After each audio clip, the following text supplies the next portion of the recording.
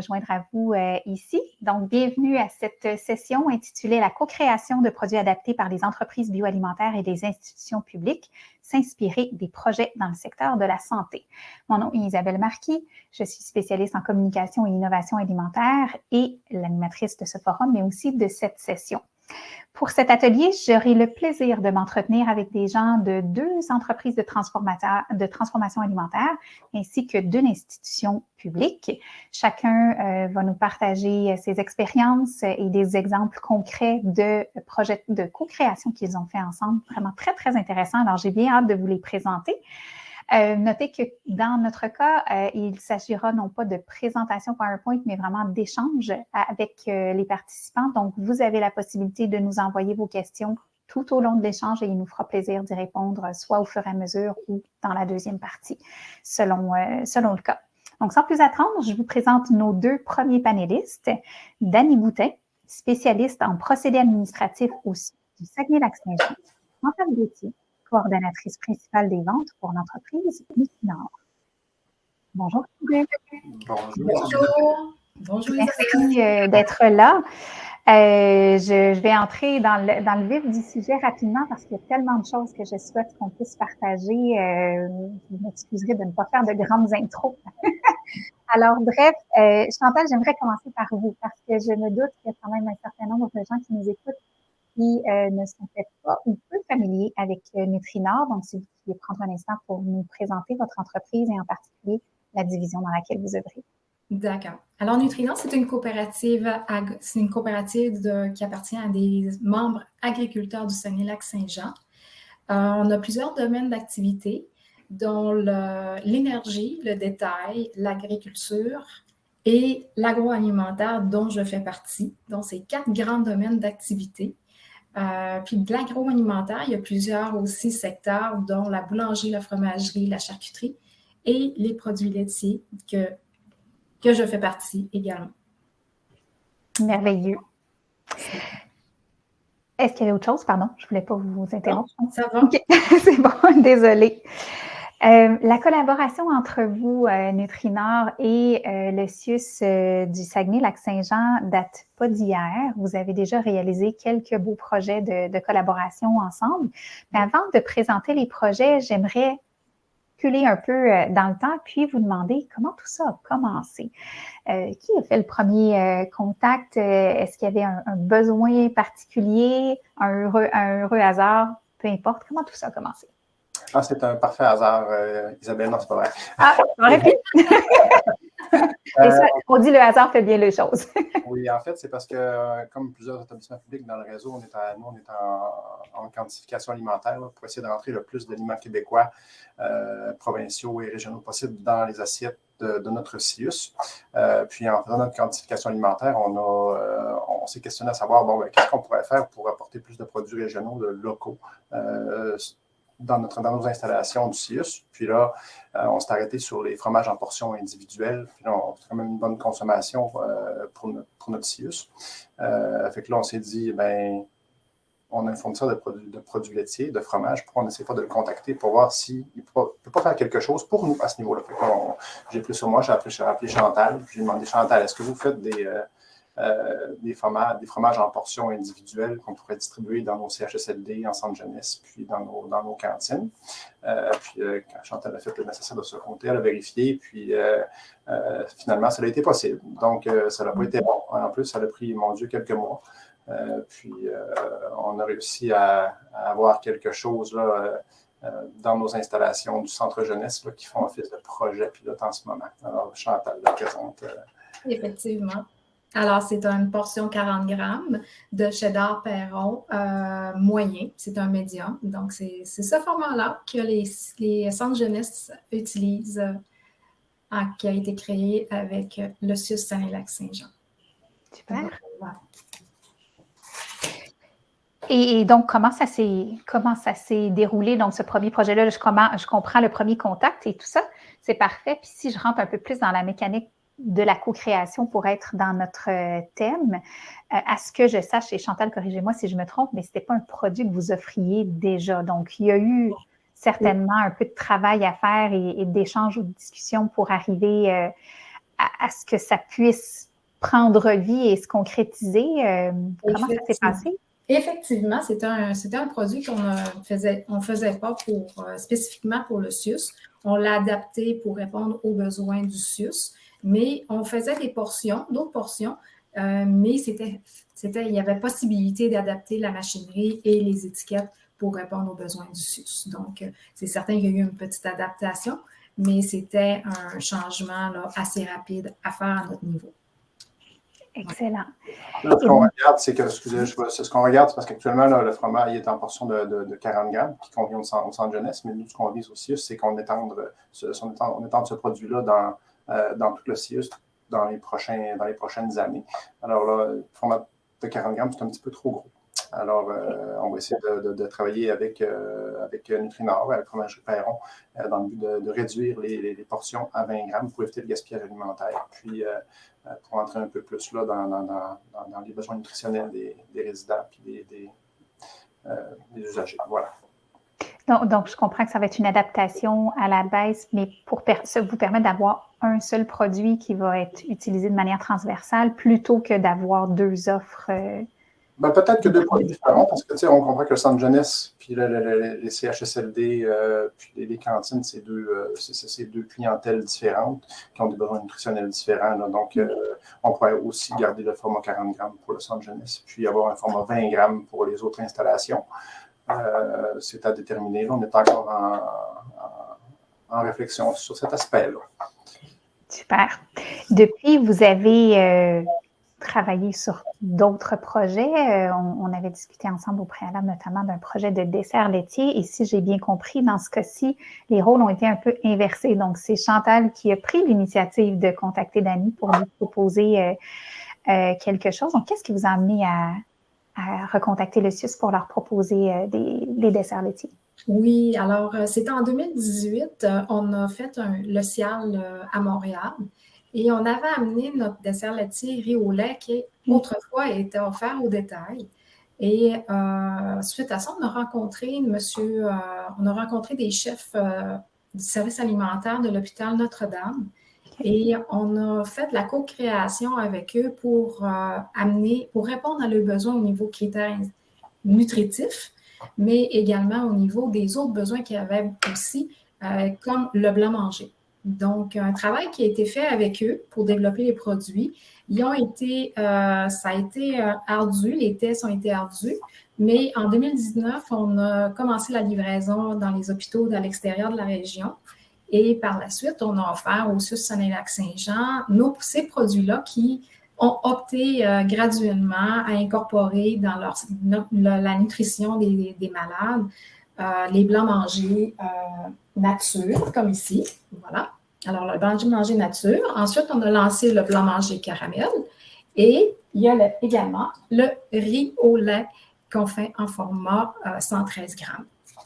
Et également, pour répondre aux besoins des hôpitaux, les hôpitaux nous ont demandé les formats 6 kilos pour être en mesure également de faire la portion eux-mêmes dans les hôpitaux.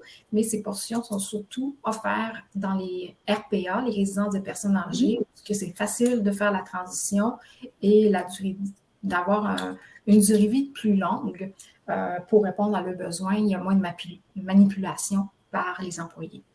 Donc, tous ces beaux produits-là ils ont sorti de la région, mais aussi se sont retrouvés dans les hôpitaux de notre région. J'en ai pas avec l'aide de Dany, naturellement. Il m'a permis de rencontrer tous les responsables dans chaque hôpital et on est allé faire déguster les produits pour leur montrer qu'on pouvait les aider à les soutenir dans leurs besoins, dans les cuisines, pour répondre à leur incapacité des fois de répondre au personnel, diminution du personnel, c'était plus dur pendant la COVID, donc ça leur a permis de se soulager à ce niveau-là beaucoup. Ça a été quand même une adaptation importante pour vous en termes de format. J'ai bien connu le produit que vous aviez envoyé au détail. D'ailleurs, vous étiez, je me permets de le mentionner, avec ce produit-là, le riz au lait finaliste au concours Ciel Innovation cette année-là. Oui. Mais c'est ça, donc là, on voit qu'il y a eu une adaptation quand même assez importante du format, sans doute pour faciliter la manipulation, mais aussi limiter le gaspillage, puisqu'il s'agit d'un produit frais et facilement périssable. Je sais qu'il y a d'autres projets de co-création, de collaboration qui mijotent dans vos cartons de part et d'autre. C'est très clair. Je pense que la collaboration, le travail entre vous se passe bien et que la collaboration est fructueuse. J'aimerais vous demander, à votre avis, qu'est-ce qui fait le succès de cette belle collaboration que vous avez entre vous? Puis est-ce qu'il y a certaines choses que vous avez apprises au fil du temps et des projets que vous avez déjà réalisés qui seraient utiles pour les gens qui nous écoutent de prendre en considération pour leur permettre de développer une collaboration la plus solide possible? Bien, faut présenter les produits. Comme nous, en 2018, on était au Ciel, on présentait des produits, mais on n'avait pas toute cette gamme. Mais quand on a rencontré les chefs des services alimentaires des hôpitaux du Grand Montréal, on était à leur écoute. Donc, il faut écouter les besoins des clients et voir quelles possibilités on peut faire pour répondre à leurs besoins. Donc, le premier conseil, je vous dirais, allez présenter vos produits. Le deuxième, c'est écouter. Écouter les besoins des gens. Et ensuite, regarder qu'est-ce qu'on peut faire. Puis faire des tests avec eux, puis les amener, puis voir les possibilités. Des fois, il y a des limites également qu'on peut aller, mais ils nous conseillent, ils nous orientent, on va vers d'autres pistes, on fait des essais, on fait des tests, et c'est comme ça qu'on arrive à un succès, à un produit qui convient aux deux parties.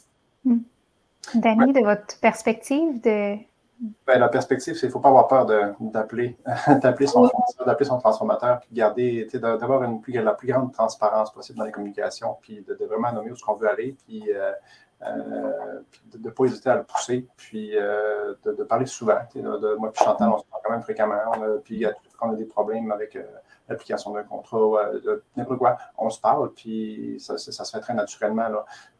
Donc, moi, c'est ça. C'est la collaboration avec le fournisseur qui est essentielle là-dedans. Puis après ça, on va de l'avant avec les idées qui sont travaillées. Puis ça marche très bien. Donc, il ne faut pas avoir peur d'aller de l'avant, de parler, malgré le fait que, parce que je vais fatiner un petit peu là, en gestion contractuelle, on a tout le temps peur de dire je ne voudrais pas aller trop loin avec mon fournisseur. Moi, à mon avis, c'est un bloquant de l'innovation, cette attitude-là. Fait que moi, j'essaie pendant les périodes contractuelles le plus possible de travailler avec mes fournisseurs pour aller chercher une plus-value dans la région. Puis c'est comme ça qu'on devrait traiter ça partout. Voilà. Bravo. En tout cas, c'est clair que ça porte fruit et ça amène de beaux projets au bénéfice de ceux qui auront le plaisir de les manger. D'ailleurs, je me permets la parenthèse éditoriale très personnelle que je suis bien déçue que votre riz au lait ne soit plus sur le marché. Voilà, fin de ma parenthèse. Bref. Mais on a une belle nouveauté qui s'en vient, par exemple. J'aimerais ça en parler. Alors, toujours en co-création avec le CIUS de l'hôpital de Notre-Dame, le centre-sud de l'île de Montréal. Il y a maintenant, à partir de la semaine prochaine, il va y avoir dans les hôpitaux les desserts protéinés à la vanille et au chocolat. Okay. Alors, c'est tout nouveau. Dany est au courant, donc on va faire la dégustation, on va faire le tour de tous les établissements pour leur présenter et ces produits-là vont se retrouver en portion 100 grammes et 6 kilos. Alors, c'est encore un autre projet, un troisième projet qu'on a fait avec les CIUS pour faire de la co-création suite à leurs besoins, à leurs demandes, à leur appel. Parfait. Merci. On va y revenir dans quelques instants. Je vous mets en pause, mais partez pas trop loin. Juste le temps que je puisse inviter notre troisième panéliste, Mélanie Carré, à me rejoindre à l'écran. Bonjour, Mélanie. Bonjour. Donc, Mélanie qui est vice-présidente au développement des affaires pour l'entreprise Your Bar Factory. Même chose que je demandais à Chantal en début d'entretien. J'imagine qu'il y a un certain nombre de personnes qui nous écoutent qui ne connaissent pas Your Bar Factory. Donc, je vous laisserai prendre quelques instants pour nous présenter votre entreprise et surtout sa spécialité bien particulière. Oui, donc on est une PME québécoise d'à peu près 135 employés, ici depuis 2001. On fait de la fabrication de carrés à la guimauve, de barres tendres et tout autre type de barres en fait. Et notre spécialité, c'est vraiment de faire de la marque privée, de la co-création, du co-packing comme on dit. Donc on développe, on fait le développement et la manufacture des produits spécifiques pour chacun de nos clients en fait. OK. Et on est situé à Châteauguay en Montérégie. Excellent. Et vous étiez d'ailleurs au CIAL aussi, je pense à chacun des CIAL avec une multitude d'innovations. C'est fascinant la diversité de produits que vous arrivez à développer.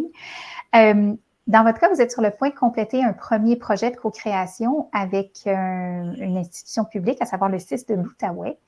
Le processus de réalisation de ce projet-là a été bien différent de ce que Chantal et Dany nous ont présenté juste avant. Dans votre cas, vous êtes passé par Syntec, le projet de Syntec agroalimentaire dont on a entendu parler d'ailleurs par Sophie Vincent ce matin. Donc, vous faisiez partie de la première cohorte, si j'ai bien vu où était positionné votre logo dans leur présentation. Donc, comment ça s'est passé exactement? En fait, ça a commencé par vraiment une volonté de l'entreprise d'intégrer les marchés des institutions, mais c'est quelque chose qui est pas simple parce il y a la barrière de l'échelle entre guillemets pour nous, c'est soit trop petit, soit trop gros entre guillemets. Donc on a vraiment été se faire aider par Syntec et par ce programme-là pour être mis en contact avec des SUS qui avaient des projets en particulier, une volonté aussi de s'en aller vers avoir une barre tendre. Dans ce cas-là, c'était une barre tendre à destination des RPA et des CHSLD notamment. Donc c'est vraiment via le programme de Syntec qu'on a été mis en contact avec le SUS de l'Outaouais pour travailler un projet spécifiquement en fonction de leurs besoins en fait. D'accord. Donc c'est ça, fait que finalement vous avez pu être guidé dès le départ par cet intermédiaire-là pour comprendre quel était le besoin.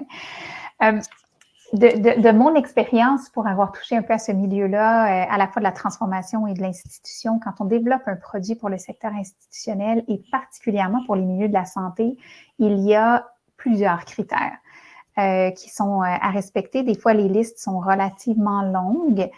Ça peut être rapidement étourdissant pour le transformateur de dire « Ouf, OK, est-ce que je vais vraiment réussir à remplir l'ensemble de ces paramètres-là? » Dans votre cas, quels étaient les paramètres qui vous étaient imposés, sans rentrer dans le micro-détail, mais juste pour nous donner une idée de l'ampleur de la chose? Et est-ce que vous avez réussi, en fait, à les rencontrer ou est-ce qu'il y a eu, à un moment donné, une certaine priorisation qui était à faire? Déjà, il faut savoir qu'on a commencé par une rencontre avec les différents acteurs, les nutritionnistes, les responsables de menus, les responsables des achats, etc. Pour nous, c'est toutes des types de fonctions avec lesquelles on n'a pas l'habitude d'interagir. Donc déjà, c'est avoir une certaine compréhension et Syntec nous a aidé là-dedans aussi de qui est quoi, qui fait quoi, puis quels sont les critères de chacun, parce que chaque personne dans le processus a ses critères en particulier. Donc nous, on avait à la fois des critères de portions, des critères nutritionnels, pas trop de sucre, un peu de protéines, etc., un peu de fibres. Mais un des critères les plus importants était les critères de texture au vu des consommateurs finaux du produit. Et donc, c'est vraiment sur cet aspect-là où on a vraiment travaillé en collaboration pour faire des essais, faire des tests pour voir si ça convenait à la population cible pour le produit. Donc, il y a des aspects sur lesquels c'était un petit peu moins un défi pour nous, comme les aspects nutritionnels ou encore la portion, puisqu'on est habitué à faire du sur-mesure pour les clients. Donc, ces choses-là, c'est quelque chose qu'on est vraiment habitué. On a les mécanismes en place pour le faire. Le défi n'était pas là. Le défi était plutôt sur la texture du produit pour répondre à des consommateurs qui sont moins nos consommateurs habituels, on va dire. Puis aussi, même si la transformation est faite vraiment au Québec, dans les barres tendres, on n'a pas juste des ingrédients qui viennent du Québec. Donc, on a aussi travaillé là-dessus pour être capable de présenter un produit dont une bonne partie des ingrédients est de provenance locale. Notamment de l'avoine ou de la canneberge, du sirop d'érable, des ingrédients qu'on est habitué à retrouver au Québec, en fait. Bien, parlons de ça juste un instant parce que ça fait aussi partie ici et là des sujets qui ont été abordés en très, très bref ce matin. Mais bon, évidemment, il y a un cadre, il y a des critères, il y a des paramètres à respecter quand on veut servir les institutions publiques. Mais ce n'est pas parce qu'il y a ces critères-là ou ce cadre-là qu'il n'est pas possible d'innover. et d'essayer de sortir son épingle du jeu, parce qu'il pourrait y en avoir d'autres fournisseurs ou fabricants de bars. Ça a été votre cas, donc, d'innover, d'aller plus loin et de proposer au CIS de l'Outaouais autre chose que ce qui était imposé au départ. Oui, effectivement, il y a une volonté de l'entreprise à la fois d'aller dans le marché des institutions, mais aussi de travailler sur l'économie circulaire. Donc, dans ce projet-là, on a travaillé notamment sur une poudre de pomme, en fait. Donc, on a contacté des manufacturiers locaux qui faisaient du jus de pomme pour être en capacité de récupérer, de transformer le mou résiduel du jus de pomme pour intégrer des ingrédients, donc pour l'instant, juste la poudre de pomme, là, mais pour intégrer ça dans un dynamisme d'écologie et aussi de réutilisation de ce qui était des rejets ou en tout cas quelque chose qui allait à l'alimentation animale. Donc, on a pu permettre cette économie circulaire et locale en même temps dans le produit. Donc, ça rajoute un ingrédient issu du Québec et en plus issu de l'économie circulaire. C'est vraiment intéressant. Puis j'imagine que s'il y a une certaine concentration de pectine qui reste dans cette poudre-là, ça devait vous aider pour la texture aussi. Oui, effectivement. Donc, c'est d'une pierre deux coups ou 4 coups, en fait, même en même temps. Puis en plus, c'est un ingrédient assez économique parce qu'on ne se le cachera Oui. pas. Il y a aussi des défis économiques dans ce type de projet. Oui, toujours. Et peut-être une dernière question avant qu'on ouvre aux questions du public. Et gênez-vous pas d'ailleurs, si ce n'est déjà fait, là, j'essaie de pas trop avoir les yeux à côté, mais envoyez-nous des questions pour nos panélistes. Une des choses qui a été aussi mise en lumière directement ou indirectement au travers des présentations ce matin, c'est le fait que là, on a deux assez beaux exemples de contacts quasi directs entre transformateur et le milieu utilisateur, si je peux l'appeler comme ça. Mais dans bien des cas, pour bien des produits ou des catégories, il y a d'autres intermédiaires et parfois plusieurs entre vous, ce qui fait que la relation n'est pas toujours aussi facile. Et dans votre cas, si je ne m'abuse, le distributeur qui est responsable de fournir le CIS de l'Outaouais a joué un rôle important dans le projet. Parlez-nous un peu de justement ce rôle-là du distributeur pour vous. Effectivement, comme je disais, les volumes dépendent vraiment de la taille de la compagnie puis des SUS. Dans notre cas, un projet avec un seul SUS, entre guillemets, n'est pas viable sur nos volumes minimums de notre côté. Donc, on savait dès le début du projet qu'il nous fallait quelque chose qu'on soit capable de présenter aux différents SUS par la suite. Donc, aussi avec Syntec, on s'est intéressé au fait d'être distribué un petit peu plus largement au Québec. Et donc, il y a différents programmes avec les distributeurs et c'est des fois coûteux ou compliqué de rentrer dans ce programme de distribution au niveau des institutions. Mais, entre guillemets, la façon la plus simple, c'est d'être demandé par un SUS, en fait. Donc, nous, c'est la méthode qu'on a utilisée, entre guillemets. On s'est dit, OK, on va travailler avec un SUS en particulier pour répondre à un besoin qui est présent, mais ce besoin est probablement pas juste présent dans le SUS de l'Outaouais. Donc, une fois qu'on va avoir un produit qui va être validé, on va dire, on va être capable de s'en aller à ce distributeur avec qui on a déjà communiqué pour être capable d'être distribué dans les autres régions et permettre d'avoir un volume minimum pour nous qui nous permet d'opérer en termes de production. Donc, on est vraiment rendu à cette étape-là de dégustation à plus grande échelle pour valider, pour s'en aller vers une commercialisation dans les mois à venir. Idéalement partout au Québec. Merveilleux. Écoutez, je vais ouvrir donc officiellement la période de questions avec notre audience et je vois qu'il y en a qui sont déjà entrés. On nous demande, entre autres, en fait, c'est vrai qu'on a mentionné le CIAL à quelques reprises au début de nos deux discussions. Qu'est-ce que ça implique? Si vous me permettez, je vais y répondre en 3 secondes. Étant très impliquée avec le CIAL. En fait, le CIAL, c'est un acronyme pour le Salon international de l'alimentation. Qui a lieu un peu partout à travers le monde et qui est vraiment un salon, un événement B2B, donc d'entreprise à entreprise. Ce n'est pas ouvert aux consommateurs ou au public. Ce salon-là a lieu à Montréal 1 année sur 2 et ce sera le cas donc en 2024 au mois de mai. Je ne me souviens pas par cœur les dates, 15 ou 17, quelque chose comme ça. Bref, donc, pour ceux qui ne connaîtraient pas ce salon-là, que vous soyez dans un milieu institutionnel ou transformateurs, distributeurs ou autres, je vous invite fortement à aller le visiter. C'est le lieu de rassemblement de l'industrie à l'échelle locale, nationale et internationale à chaque année. Et oui, beaucoup de transformateurs, de nos transformateurs d'ici sont présents. Il y a toujours une belle zone Aliments du Québec, CETAC et Groupe Export, donc qui représentent bien les entreprises québécoises là-bas. Donc, si vous êtes de milieu institutionnel, profitez-en pour aller visiter le salon et vous faire le plein d'idées et de contacts directs avec ces entreprises-là pour découvrir ce qu'ils ont à vous offrir. Donc, voilà, fin de la parenthèse, mais je pensais que ça peut être pertinent pour tous, en fait, de connaître cet événement-là. Ensuite, on nous demande, Malak nous demande, est-ce que ce produit, en faisant référence au produit de Nutrinor, serait disponible chez les distributeurs comme GFS, s'il vous plaît? Et une autre personne nous demande si c'est disponible chez Collabor. Alors oui, les produits sont disponibles chez Collabor, GFS et Cisco. Voilà, très clair. Donc, les principaux distributeurs sont déjà rejoints. Mathieu demande, est-ce une obligation de fournir des portions individuelles? Si oui, envisagez-vous une stratégie de transition vers des emballages éco-responsables? Ça, c'est pour le fromage, hein? C'est bien ça? J'imagine le fromage, mais même les autres petites portions de dessert que vous nous avez montrées, tout est emballé individuellement. Donc, pour vous, Chantal, même Dani, vous comme milieu, est-ce que cet aspect-là d'emballage individuel, l'emballage lui-même est un enjeu? Écoute, c'est dur à répondre. Pas pour nous actuellement. Là, pas ce que j'ai entendu dans mon organisation. Là, c'est les fromages en portions individuelles sont essentiels là, pour les cabarets dans les CHSLD. Pour le centre jeunesse, je ne peux pas m'avancer, on les utilise. On achète aussi des briques de fromage entières qu'on distribue dans nos unités. Alors, malheureusement, je ne peux pas répondre à cette question-là.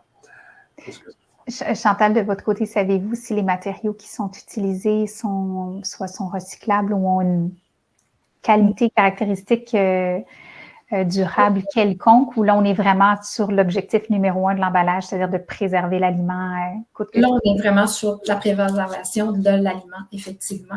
Et j'aimerais rajouter, pour les CIUS, les bâtonnets sont également mis dans les boîtes à lunch pour les jeunes qui partent à l'école. Donc, un format emballé, c'est très pratique pour eux, là. Quand ils partent avec une petite boîte à lunch, là, un fromage, c'est sûr qu'on peut le portionner, mais c'est peut-être moins pratique pour eux, là, au niveau hygiène.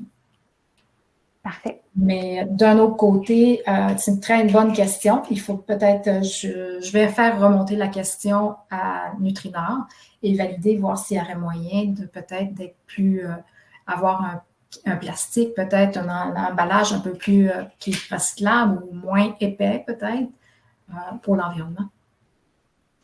Oui, bien, à voir, en fait, c'est ça. Pour certains produits, c'est possible et il existe des solutions pour d'autres moins. La prochaine question était aussi dans ma liste à moi.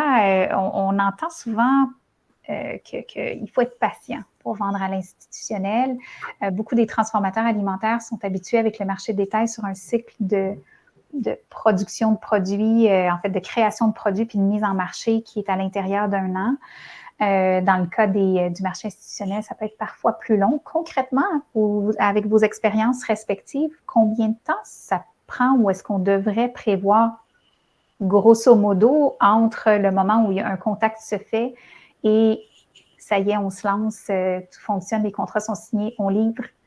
Je vais prendre la parole en premier. Là, ça dépend à quel point on est avancé dans les contrats qu'on a avec un autre fournisseur pour lequel le produit qu'on veut travailler avec un transformateur viendrait remplacer le produit dans le contrat.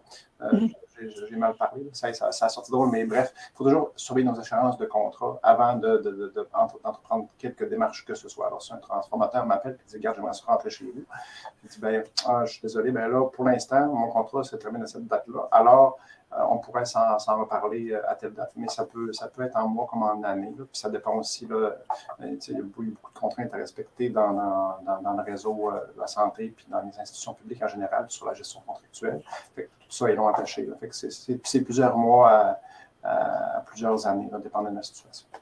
OK.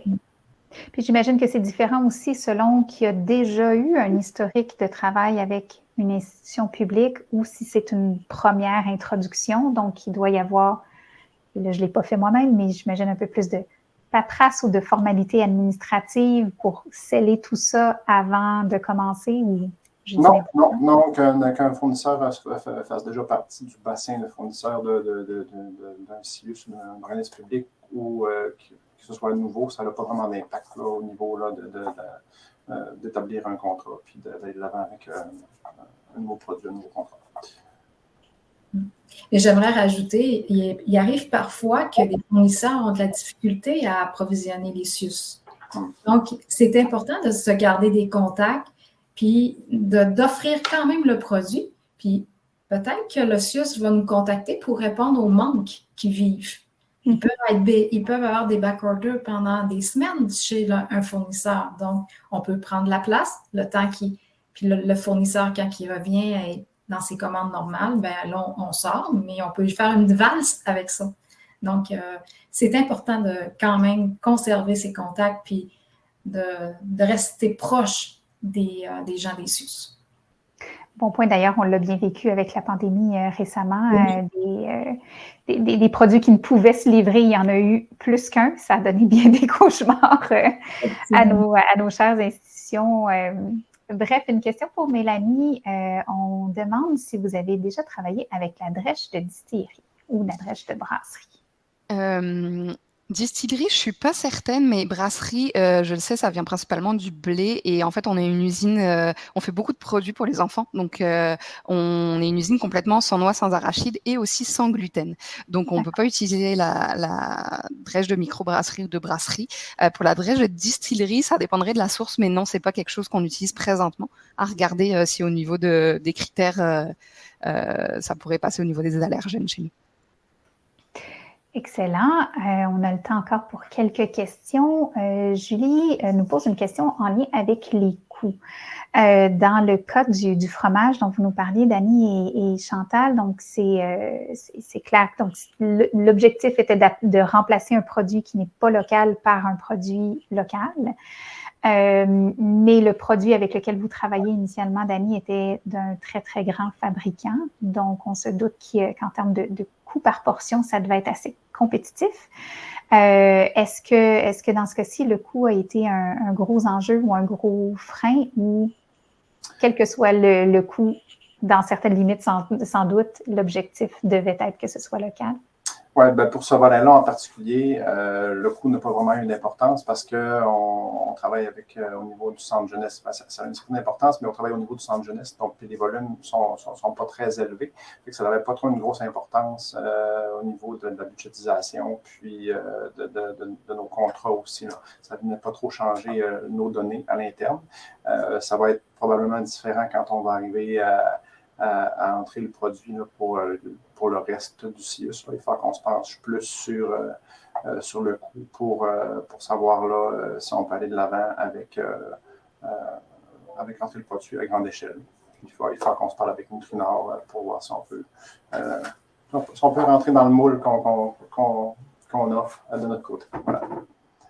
On entendait justement dans certaines présentations ce matin que de temps en temps, ou même en début d'après-midi, que de temps en temps, le produit visé peut peut-être être plus cher, mais qu'il y a d'autres solutions en parallèle pour limiter les pertes en lien avec d'autres ingrédients qui font en sorte que le budget finit par s'équilibrer. Bref, il y a moyen d'être créatif dans une certaine mesure avec le budget. Ouais. Chantal, Mélanie, de votre côté, vous créez toutes les deux des produits quand même relativement spécialisés, simples mais spécialisés dans la mesure où, du côté de Chantal, on travaille avec produits laitiers frais, peu d'additifs, très naturels. Côté Mélanie, les allergènes, notamment, que vous venez de mentionner, c'est sûr que c'est une barrière, produits santé et tout ça. Comment arrivez-vous à tirer votre épingle du jeu sur ce fameux sujet toujours très épineux? Du coup, est-ce que c'est l'innovation ou l'ensemble justement des critères ou de la proposition que vous offrez qui fait qu'il y a quand même un intérêt pour vos produits? Ben, je peux répondre. C'est sûr, c'est l'ensemble. C'est dans son ensemble. Puis c'est également le volume qui nous amène, qui nous permet d'arriver avec un coût qui est très intéressant. Alors, je pourrais dire qu'on a moins besoin de faire moi, pour ma part, on a moins besoin de faire de gymnastique parce que le volume est là pour venir atténuer les coûts. Très bien. Mélanie, voyez-vous un peu la même chose de votre côté? Oui, mais je dirais que nous, c'est plus notre autre volume hors institution qui va nous permettre d'avoir des coûts de matières premières compétitifs qui vont nous permettre d'aller sur un produit pour les institutions qui est pas si cher par rapport à ce qu'on aurait pu avoir si on avait juste ce volume-là, comme l'exemple de l'avoine ou de la canneberge. C'est des ingrédients qu'on utilise en gros volume pour notre autre clientèle qui va permettre d'avoir un coût compétitif aussi pour les institutions. Donc, c'est important de faire d'avoir quelque chose de spécifique, mais pas au point assez spécifique pour répondre aux besoins, mais pas trop spécifique pour qu'ils nous permettent aussi de travailler là où on est efficace et dans ce qu'on est capable de faire avec un coût raisonnable, on va dire. Donc un équilibre entre le besoin et la capacité manufacturière qui est pas tout le temps exactement la même chose que le besoin. Il faut faire des concessions des deux côtés. Très bien dit. Dites-moi, est-ce que les produits sont systématiquement testés? C'est un sujet qui a été effleuré dans nos discussions. Ça a été mentionné aussi dans une des présentations un peu plus tôt en lien avec certains exemples. Je pense entre autres à la barre dont vous nous parliez, Mélanie, dont un des enjeux particuliers était la texture.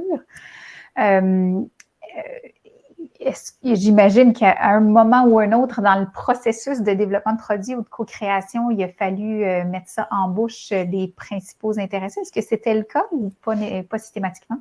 Ça va l'être dans les prochains jours. On est vraiment à cette étape-là du test pilote, comme ils les appellent. Après, il y a des choses qu'on peut tester nous-mêmes, puis il y a des limites auxquelles où on a vraiment besoin d'avoir le feedback des consommateurs finaux pour que ça fonctionne. On se le cachera pas non plus que souvent on va compétitionner contre des produits qui sont là depuis des fois des années et des marques qui sont très connues. Donc et c'est sûr qu'il faut qu'on soit compétitif à la fois dans le prix, mais aussi dans la qualité, que ce soit la qualité nutritive ou encore le goût ou la texture, parce que pour tout le monde, un changement, c'est difficile. Puis le premier abord est pas forcément sur un produit moins connu, on va dire, des consommateurs. Donc, il faut qu'on se démarque autrement pour que il n'y ait pas juste le fait que ça soit local qui fasse pencher la balance, on va dire. Bon point. Dani, de votre côté, comme institution, dans votre processus de développement de produits et de relation avec un fournisseur en lien avec un produit spécifique, est-ce que les tests auprès des bénéficiaires ou même des employés ou je ne sais trop font systématiquement partie du processus ou pas toujours? Pour ce volet-là, je ne suis pas un expert, mais je sais que certains tests ont été faits justement avec des bars aussi de Your Bar Factory au centre jeunesse. J'en sais pas plus, mais pour Nutrinor, je sais que le fromage a été testé au niveau du centre jeunesse. C'est peut-être pas. C'est quoi le type de fromage, hein, Chantal? C'est le cheddar. C'est le cheddar. C'est le cheddar doux? Mais moyen. C'est le cheddar moyen, c'est ça. Oui. C'est le cheddar moyen. Puis, ça a été accepté parce que si les gens du centre jeunesse n'avaient pas voulu, on n'aurait pas été de l'avant avec le projet. Okay. Voilà. Donc, dans la mesure du possible, vous essayez de le tester. Mais moi, peut-être pas une carotte coupée qui va aller dans une recette plus transformée, mais... Ben, c'est ça, je suis plus au niveau de la gestion contractuelle et des approvisionnements. Fait que je ne m'occupe pas vraiment du volet test. Puis quand on rend des nouveaux produits, je ne suis pas vraiment au courant de ce qui se passe. J'en entends parler, mais ce n'est pas vraiment dans ma branche. Pas de souci. Il nous reste quelques instants. Puisque je ne vois pas d'autres questions apparaître, j'aimerais ouvrir sur un autre angle. En fait, on parle des bons coups et c'est parfait, mais souvent, on a des beaux apprentissages aussi dans des moins bons coups. Est-ce que ce soit en lien direct ou pas avec les projets dont vous nous avez parlé, est-ce que vous auriez certains exemples, en fait, de choses à ne pas faire ou à ne pas refaire qui ont soit mis en péril un projet ou un produit, ou en tout cas pour sûr que vous pourriez donner comme conseil aux institutions qui nous écoutent et ou aux transformateurs de dire, ben ça, cette façon-là de travailler un projet de co-création, on est mieux de ne pas faire ça comme ça, on n'a pas eu des bons résultats. Je vous demande ça brûle pour point, mais est-ce que vous auriez un exemple d'apprentissage constructif? Je vais dire ça comme ça. Pour ma part, je n'en ai pas, mais peut-être que je peux donner conseil. C'est important de bien s'entourer puis de s'assurer qu'on est capable de livrer partout au Québec. Et si notre système de distribution ne peut pas couvrir tout le Québec, mais il faut s'entourer des gros joueurs comme Collabor, GFS, Cisco. Et c'est ça qui permettrait que le projet prenne son ampleur. Mais en soi, moi, j'ai pas eu une mauvaise expérience au niveau de la co-création et par la suite, là, lorsqu'on a lancé le produit, ça a bien été. Sauf que ça a été tranquillement, on a pris notre alerte tranquillement, puis il faut être patient, puis le volume augmente, puis augmente. Et c'est le conseil que je donnerais. Merci. Mélanie? Moi, je dirais deux choses. Côté manufacturier, j'irais dans le même sens que Chantal, être patient. Nous, on fait vraiment du B2B et c'est pas le même rythme. On se le cachera pas. Donc, faut aussi attendre dès le début du projet. Faut faire preuve de patience. Puis, côté institution, je dirais plutôt, c'est beau d'avoir une liste de critères, mais la priorisation des critères, c'est important aussi. Nous, on fait beaucoup de co-développement avec beaucoup d'organisations différentes, autant du privé majoritairement, mais dans différents pays, etc. Et c'est vraiment important d'avoir pas juste une liste d'épicerie, mais une liste d'épicerie dans le bon ordre, j'ai envie de dire. Il y a des choses qui sont plus importantes que d'autres, puis il y a peu de chances que l'industriel soit capable de répondre à 100% des critères. Si c'est le cas, tant mieux. Là. Mais comme je l'ai dit, il faut faire des concessions des deux bords. Fait qu'il y a peut-être des critères qui sont moins importants. Et je trouve que se poser la question dès le début du projet, c'est quoi les critères essentiels qu'on veut, comme l'achat local, par exemple, ben, ça apprend des fois qu'il y a d'autres concessions. Et nous, une barre qui nous est demandée pour des institutions à la banane, bah, dans l'achat local, c'est un petit peu dur, la banane. C'est un exemple qui a l'air très bête, là, mais vraiment, c'est ça. Savoir, elle est où la priorité dans la liste des critères. Oui, c'est très bien dit. En effet, il ne pousse pas de banane au Québec pour le moment et espérons qu'il ne poussera pas de banane au Québec avant très, très longtemps. Je ne suis pas sûre que ce serait bon signe. Dani, de votre côté, peut-être un dernier... conseils, suggestions à la fois pour les institutions ou pour des transformateurs sur la meilleure façon d'aborder un projet de co-création? Ben écoute, pour un projet de co-création, je pense qu'il faut être au courant de son bassin d'entreprise local dans sa région. Là. Moi, je suggérerais d'aller consulter les organismes qui sont dans votre région, qui travaillent avec les producteurs. Nous, on travaille dans la table agroalimentaire. Je connais pas dans les autres régions. On travaille étroitement avec la table agroalimentaire pour connaître le bassin de transformateurs et de fournisseurs de la région, pour nous aider dans la co-création, puis dans l'élaboration de chaînes d'approvisionnement avec nos contrats actuels, nos fournisseurs actuels, créer des liens, puis créer une synergie régionale avec les transformateurs, producteurs et distributeurs. Voilà. Moi, je dirais comme ça. C'est plus facilitant. En gestion contractuelle, il ne faut pas trop s'avancer avec des fournisseurs, avec d'autres entreprises qui ne sont pas à contrat. Pendant que tu es à contrat, c'est pas tant une bonne pratique, mais de se faire une idée de son marché pendant les périodes contractuelles, avant d'aller en appel d'offres, ça peut être bénéfique pour se faire une idée de où est-ce qu'on s'en va avec nos appels d'offres, nos contrats pour les renouvellements. Voilà. Excellent. Je pense que ce sont de très sages mots. Bref, Mélanie, Chantal, Dani, merci infiniment pour cette belle discussion et bravo aussi pour vos beaux projets. Je vous souhaite plein de succès pour la suite. Et puis, nous, on se retrouve sur la scène principale dans quelques instants pour la suite de ce 3e forum. À tout de suite.